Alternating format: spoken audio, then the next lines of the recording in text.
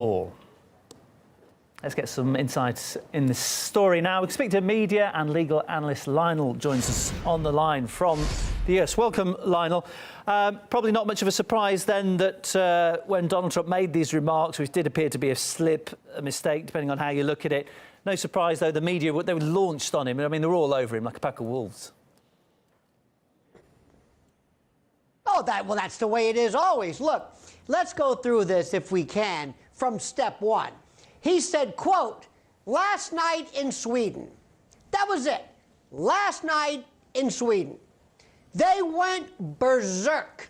What are you talking about last night in Sweden? What? Was there a terrorist incident? Are you talking about some particular event? What event? What happened last night? What? Okay, fine. Then he said, well, maybe I misspoke. Maybe I meant to say, last night I saw a program on Fox News. Aha! Fox News! There you go again. Fake news. And they jumped all over him.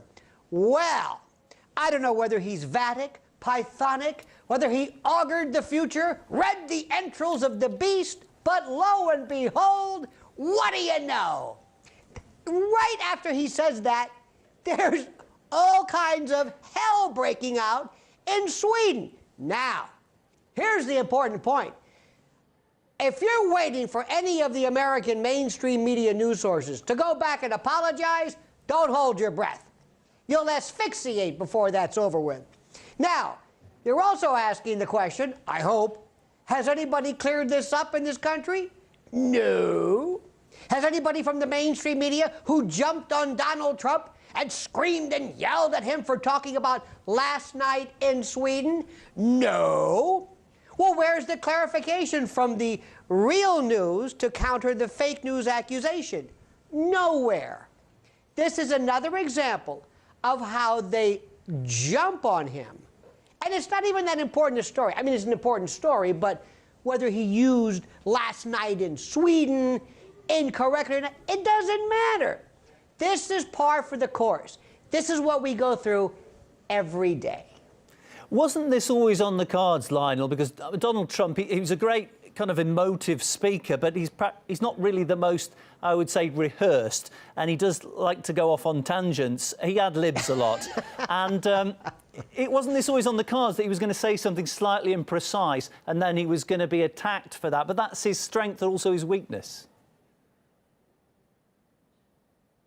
They make it sound like he's cursing, or he's logolalic, or he has logorrhea, or some kind of a disorder. He doesn't read from a prompter like a lot of other people did. And what he said was, let me repeat, last night in Sweden. That's it. That's what this is about. Last night in Sweden. That's all he said. Do you think the media will become more forgiving with time, Lionel? Do you think they'll become more forgiving with time? Or are they just going to constantly beat him on this? Are you kidding me? Well, they think he's smoking something. Anybody who asks that question, are you kidding? He's only been in office for a month.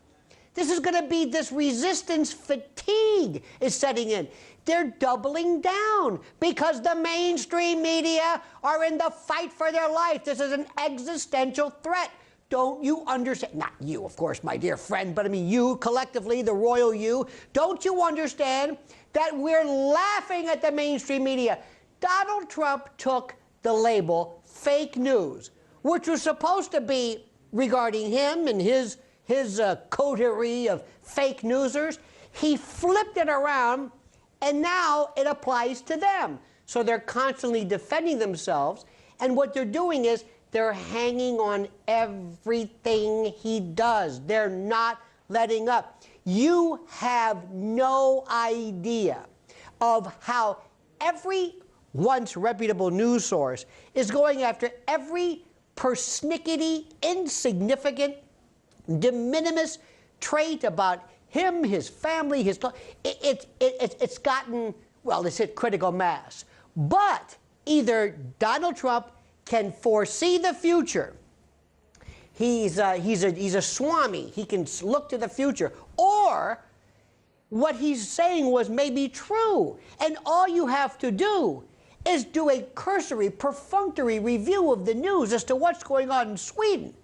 And in a picosecond, in an eye blink, you will realize, oh my God, what's going on here? Now, but again, do the mainstream media correct themselves? Do they apologize? Do they ever say, sorry, as we say in the streets here, my bad, oops, made a mistake? Never. Never. Lionel, I just want to ask you about the last press conference that I saw of Donald Trump, which, I don't know, maybe this is par for the course, but I doubt it. It was remarkable to see the press seemed to be heckling the president. There seems to be a real lack of respect there. You've said that the press are doubling down. How do you think Donald Trump will respond? Will he double down himself in this fight against the media? Every time this happens, whenever they go after him, you know, there's an old expression, you always know you're over the target because you get flack. So whenever they do this, whenever they attack him and he attacks back, by the way, and I'm not defending, it sounds like I'm defending him. I'm not. Every time I think we can get to the issue of, political issues, we're talking about these tangential issues. But if you leave him alone, if you just talk about policies, he's fine. If you attack him, he's like a pit bull. Look, let me tell you what the American media are. Have you ever had a little cat with a flashlight or something, and you show the flashlight, or a dog with a bone, and you throw it, and the dog runs into the wall, or just chases this over and over, and doesn't realize that you're playing with it because it's a dog? That's the American mainstream media. He drives them crazy. And what does he do? He uses his Twitter account and he punts over them so that I, a citizen, get the news from the president at the same time they do. And it's driving them crazy. Not only that, he's opened the press to non-legitimate press sources, non-traditional press sources. He is slapping them. I mean, it's funny because you got to understand, deep down inside, I know we're not supposed to say this, and the polls will show this, we hate the media. We can't stand them because we've known for the longest time it's so biased. It's almost corrupt. So what he's doing is he's exploiting this, much to my delight and the delight of my fellow Americans. Yeah, and I think there's a lot of people abroad as well, people who aren't directly involved, who are finding it highly entertaining for the time being, I should say. Entertaining as always, Indeed. though, yourself, Lionel. Thank you so much. Media legal analyst Lionel, my guest this hour. Thank you, sir.